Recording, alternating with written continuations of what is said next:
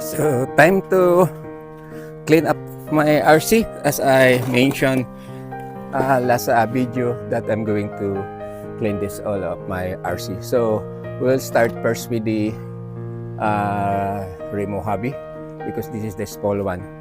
So this is the way how to maintain your RC. So this is it. So this is my Remo hobby, the original one of this one. Put it back so that I show you some modification of this RC. So the original one of this one, this is the body shell it is, and the original one is the lock is candilos sometimes. So what I did, I copied the style of the red cat cage. There's a rubber hook, so you will not misplace your lock for this one. So these are 3 locks here, 4 locks front. So you just take off that, then the pin will not remove. Then this RC, that's why I like it, because this is not so expensive RC. It only costs 11,000 pesos. This is a brushless motor. And why is it very durable? Because it has a chassis support in here, in the top side, this here. And also the battery, I forgot to clip the battery. And under, we have another metal support.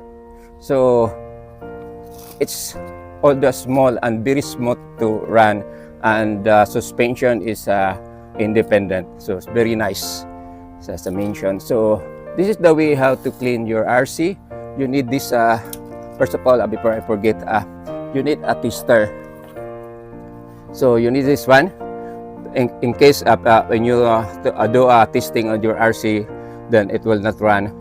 You need to check the battery first and the continuity of the battery in going to the motor, because sometimes it is lose contact. Then that is the possibility. You need a tester. This gun.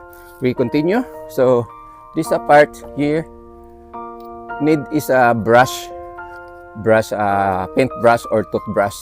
You need to remove, then put some lubricant or a grease or an oil.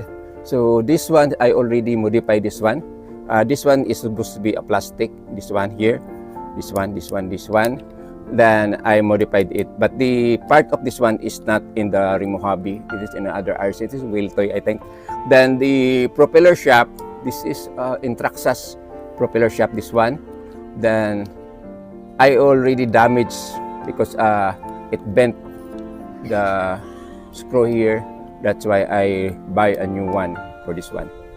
So this is the way how to clean your RC.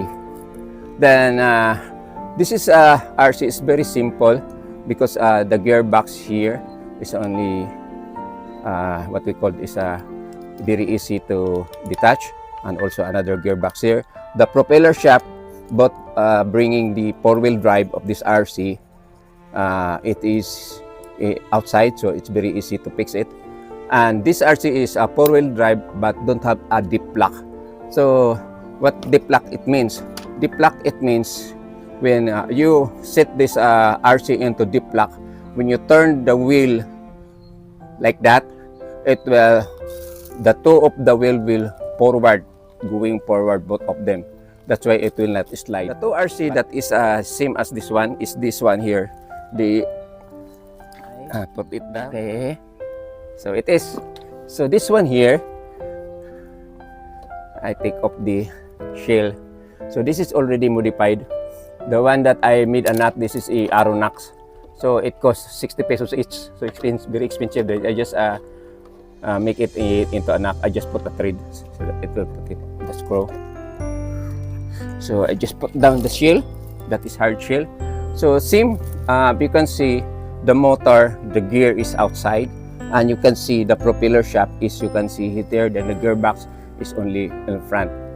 So this is almost the same as the Remo hobby, but the only difference, because you can see the gear here, metal and plastic gear.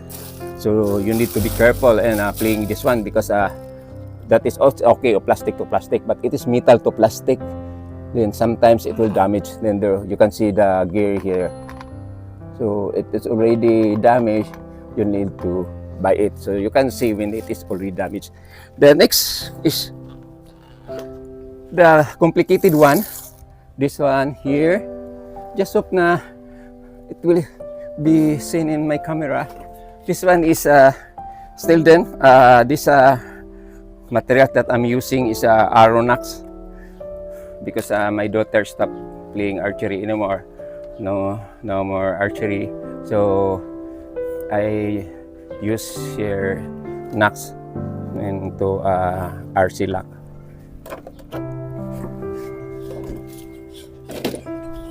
So this is the complicated one, because if you notice, there's a motor. This is a big battery. The battery supply for this one is supposed to be a what we call 11 volts total of 22 volts. But I supply it only 14 volts. That's why it lasts longer. So it will make the motor heat or so hot. So the difference between this RC, this is the same as the X-Max, the style, because you can see the motor but you cannot see the gear, and the gearbox you cannot see. So the propeller shaft is under in the back here. It's hiding here, the propeller shaft. You cannot see it then. And also it is complicated to fix it because the what we call is servo of this RC is under also. So you need to take off plenty of screw in here to take off the to see the gearbox and the propeller shaft of this RC. So this is very complicated to fix it. And if you notice, this motor is very big, and it will run to 90 kilometers per hour compared to my Remo Hobby is only 70 or 80 kilometers per hour. Our Remo Hobby, the X-Max. Now we proceed to the X-Max.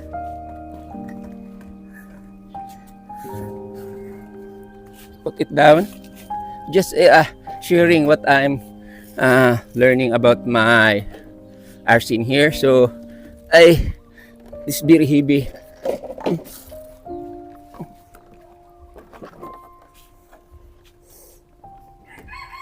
So it needs to be clean. So I think I need to backward my camera. This one is here. It's very easy to take off the body shell. You just twist the lock, then pull it up, then push. It's already take off. Now the plenty of what is this? A spider.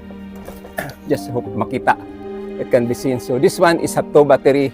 So this is what we call is 14 volts total of 28 volts. So it can run 30 volts.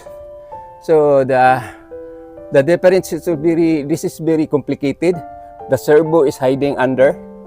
This part is the electronic part, but is the receiver of the transmitter is here. Then where's the servo is here. Then here is the gearbox, and the gearbox in the front, it is under here in the front. Then this is the motor. It here, the motor has on blower. Then we turn it on the other side.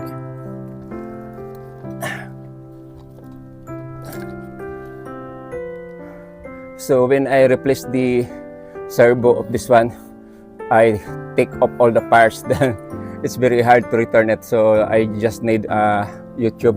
There's a blogger that demonstrate how to take off or how to repair this one. So this is the cover of the propeller shaft under. So you cannot see even the gearbox of this one. I never it open.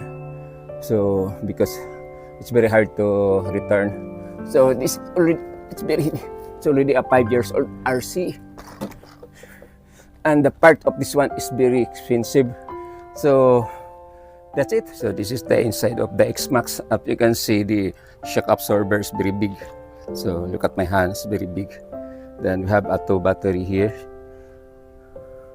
So it's very dirty. As you can notice you can notice there are plenty of spider web. So we need to clean this one. So some of my stuff RC downstairs. So this is the inside of the red cat kaiju. Then we have here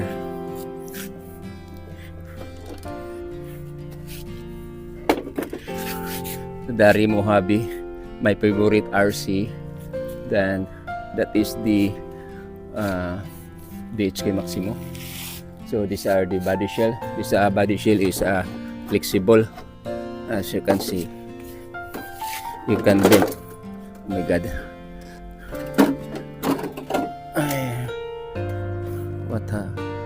The screw is got loose, so that is the problem in this RC, lacking one. So I need to find where are the other goes. It's here. I found it. So that's it. So need some tools. Then after I'm clean with this RC, I will have to have a testing. Just run and return to the place where they belong. So this is just one of my hobby, bonsai RC. Just continue working on my